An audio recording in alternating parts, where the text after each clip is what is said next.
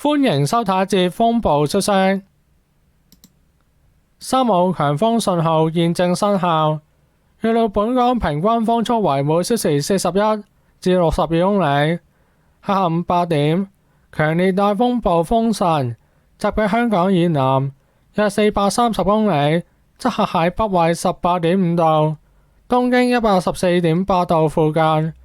預料向西或西北偏西移動，時速約14公里，橫過南海北部。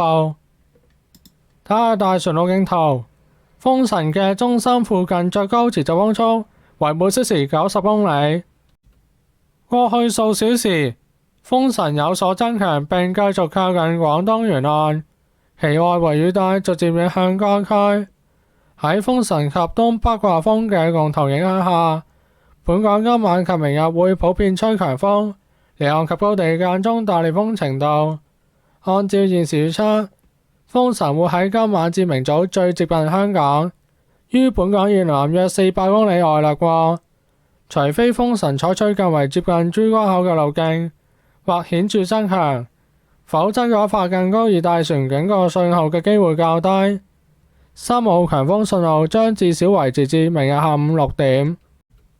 受風神嘅外圍雨帶影響，本港明日雨勢有時較為頻密，天氣顯著較涼，市區氣溫會逐步下降至明晚19度左右，新界再低2-3度，海有大及湧浪，應該沿岸邊及停止所有水上活動。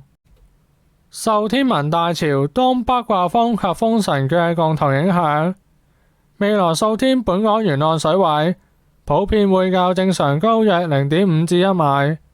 喺晚上漲潮時，部分沿岸低洼地區可能出現水浸，而維多利亞港嘅水位會上升至海圖基準面以上3米左右。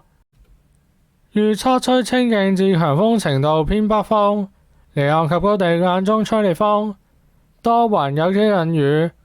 明日雨勢有時較為頻密，海有蕩及湧浪，天氣顯著較涼，氣溫由午夜約23度逐步下降至明晚市區最低約19度，新界再低2-3度。展望星期三風勢仍然頗大，有幾陣雨，初時雨勢較為頻密，海有蕩及湧浪。星期三至星期四市區最低氣溫喺19度左右，新界再低2-3度。晚上部分沿岸低洼地區可能出現水浸。本週後期天色較為明朗，日間氣溫回升。睇埋過去1小時最高陣風，有大部分地區錄得強風程度嘅陣風。今節嘅風暴消息報完畢，多謝收睇，拜拜。